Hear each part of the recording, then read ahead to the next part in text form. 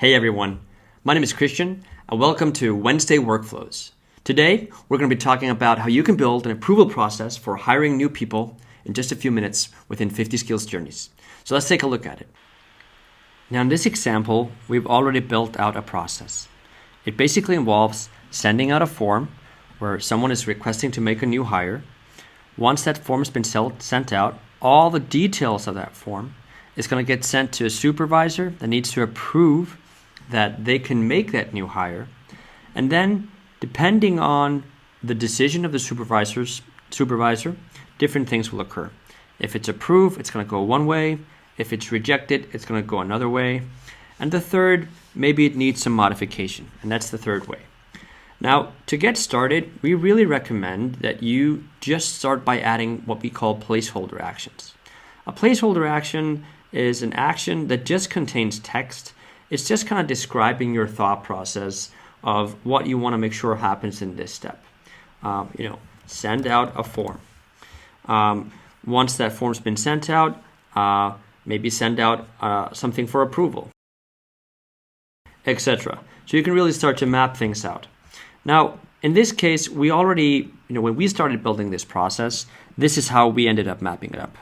We wanted to have a manager to get a form, putting in some variables because they are requesting the approval to make a new hire.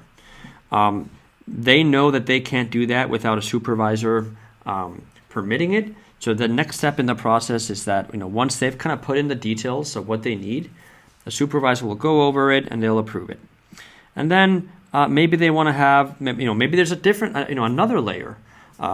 Top management needs to also approve it, or finance, or something. So this can really be added, just like map up whatever process you have in mind. And in this case, when we kind of started out, it was just like if it's approved, it goes one way. If it's not approved, it goes another. So we started building this out on our own here, and the first step was to build a form. So in 50 skills, we have a form builder where it's very easy to just add questions, images, text, videos, whatever you have in mind, and build out the forms you need and want. So in this case, we have a few questions that we've added, things like the position name that you want to hire for, the department. There are a few select options like the reasons for the hire. There might be a question there where you are giving a certain reason, like it's a new position, it's a replacement, it's seasonal demand, whatever it might be. Because in some cases, employers want to have be pretty data driven about these things, especially if there's high turnover, and they want to get a better overview of why are we adding more people to the organization? Like what's the main kind of reasons for it? Kind of rough job description of that person, not necessarily like the entire job description, but just like some items related to the job role, responsibilities, etc. Who are they going to be reporting to? Deadlines on when this is needed, etc. And again, you can easily add questions and change this. But once that form has been added, it's super easy to go in the product and pick the form itself. And that's exactly what we've done here. We've decided to use the form Hire New Employee Approval Form. This form will get sent automatically when a traveler gets added to this journey. And he's going to get an email that's basically going to explain to him that he needs to fill out this form link. And after doing so, it's going to go for approval. Now, it's only going to get sent by email. We could also decide that this gets sent via text message, or if there's an integration with a messaging platform like Slack or something else, it could be sent there as well. But in this case, we're just going to use email. Now, once this form has been sent out, this particular form that we went over earlier, the next step in the process is that the supervisor needs to approve it. And so we built another form, which we here call request approval form.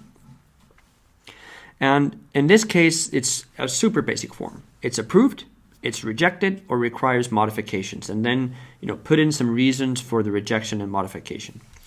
And so the supervisor, he's going to get an email sent out with all the details from the first form. So all the things that we filled out here are going to get sent in his email.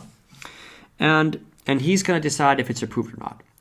And so this is actually a huge benefit of using the system, is that you can quote variables that were within the form. So now I'm actually selecting the form that I had before, and I can pick whatever question was put in that form, and the reply from that question is now going to show up in the email sent to this individual. So you can really start to play with the data, and the data that you collect in one place, you can reuse it in another place by sending messages, or by creating users and systems, or creating documents, or whatever the purpose is. But in this case, we're just going to send out the details of the form in an email to a supervisor, and he will then have a link to an approval form, which he can approve, reject, or mention that it requires modifications. Again, this is only going to get by email, not text. Maybe the reminders, we want to send out reminders if it's not been completed. This is very urgent. You can play with that with emails and text. But again, until it's approved by the supervisor, it won't go forward in the process. Now, if it's approved, it's going to go ahead and send an email to the manager that it was approved, and maybe notify HR and ask them for help. If it's rejected, it's going to send an email to the person requesting to make this new hire, and it's going to tell them, sorry, it didn't work out, and it's going to include the reason why it didn't work out. So remember, if it's rejected, the supervisor should put in a reason, and it's going to include that reason in the email to the person that made the request. And then the third condition, this requires some sort of modification for it to be approved. And again, this is just a super simple process that we put up here in a few minutes. You can go on and build your own process and add the variables that you think make sense. And we'd love to hear your thoughts and comments on what you think works best for you. And give it a try and share your feedback with us. Thanks for listening.